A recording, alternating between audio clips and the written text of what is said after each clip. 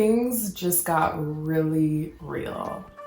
Hey everyone, I'm Bernice, and I'm both a fourth-year medical student going into emergency medicine and a master's in public policy student interested in doing health policy. I want to give you insight into both worlds. I hope you enjoy. Harvard has canceled all of the classes for the rest of the semester. And further, people who live in dorms, on-campus dorms, particularly the undergrad students, are now being forced to leave all of their housing by this Sunday. I'm filming this. Today's Tuesday. Sunday is in 5 days. Sunday by 5 p.m. they have to be out of their dorms. And so as you can imagine, people are freaking out. So I want to admit something. Me personally, I underestimated how far-reaching the effects of this outbreak would be. I think what's really unique with this particular COVID-19 caused by the novel coronavirus is that it's extremely infectious and it is having a higher fatality rate than the normal flu that we see. And on the flip side, it is very easily killed when surfaces are wiped down, when hands are washed. But when those things are not done, or when you're in positions where people are very overcrowded and in very close quarters, it can be very difficult to control the spread of those things. And so a lot of things are being done. Obviously, as the disease is ravaging so many countries and we are seeing devastating results from them, there are a lot of spaces that are taking preemptive steps, especially places where there are a lot of people in close quarters.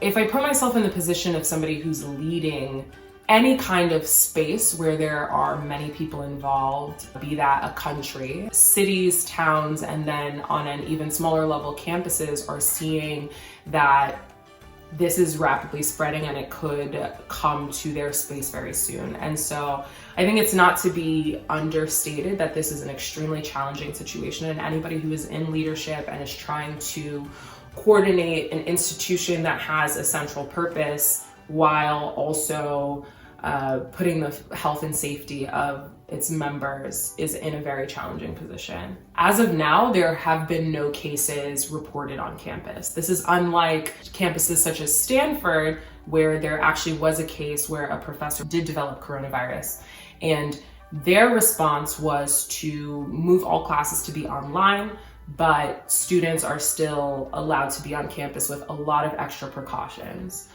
This morning, I received an email from the dean of my school talking about the ways that they are planning now to respond to the novel coronavirus. And in it, he says, students of the Kennedy School do not need to return to campus after break in order to pursue their studies for the rest of the semester. The main objective of this shift in classes is to de-densify the university, separate people physically as much as possible. The more we can reduce the proximity to others as we work, the more the spread of the virus will be slowed, thereby mitigating the sharp impact on our healthcare system that might otherwise occur. All classes are going to now be happening online after the spring break, which starts on Monday. And I should know, at this point, the university had already really clamped down, canceled all university-related travel, and had banned all of the conferences.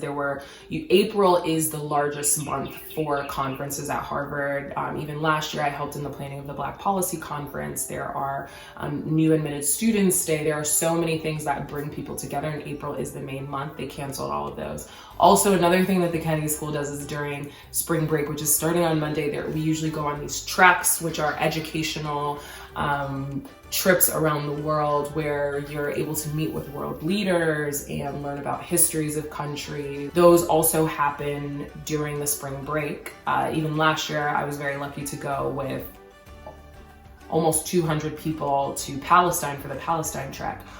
That trek, the trek to all these countries, have now also been canceled. And so there's a lot of changes. However, on the undergrad side, that is where the most stringent changes are happening.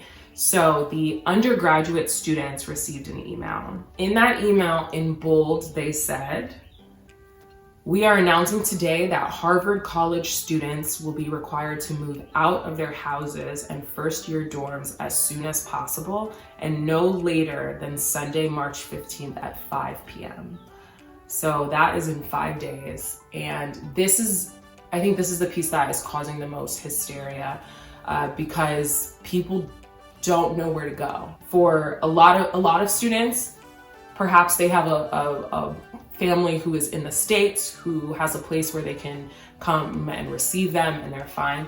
For a lot of other students though, they don't have necessarily a place to go home to, particularly students who are international, so coming from other countries. It is absolutely so challenging for them to just on the drop of a hat, particularly 5 days notice, just return to where home is or to find alternative accommodations. For people who are homeless, there are people who are experiencing homelessness who are now in college and this has kind of been their escape. They don't necessarily have a place to go home to. There are people who their home or their home life isn't very conducive or safe for them, or it might not be the best place for them to be for a myriad of reasons. And those people are also very thrown for a loop right now. The other thing to consider is a lot of people don't even know how they're going to pay to go home. Many people are hurting over this decision, and here are some of the responses that I've seen online so far.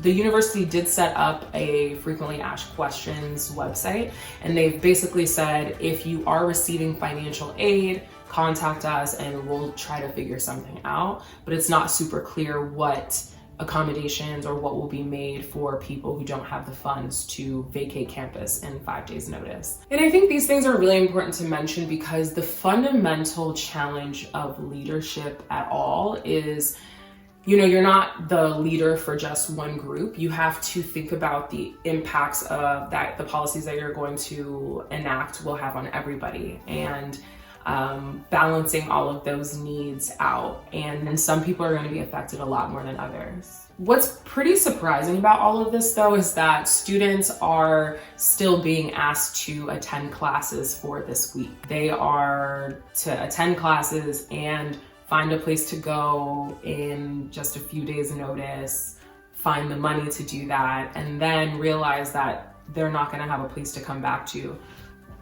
after all of this, really through the summer is what it's looking like.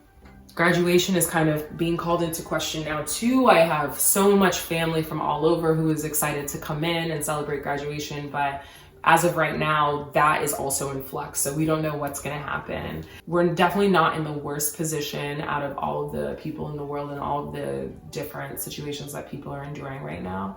But there are people who are really, really hurting. And this pandemic has definitely been revolutionary in a way that I think a lot of people weren't anticipating, myself included, and the effects have been far-reaching. And I have the most tremendous respect for people, epidemiologists, all of those people who are in this field doing this frontline work right now, because I think this is obviously the time that we need you the most, and you guys are in action doing everything necessary for us to move forward through this. Anybody that is being affected right now, I just know that my heart goes out to you. Thanks you guys. I hope you like, comment, and subscribe when you have a chance, and I will talk to you later. Bye.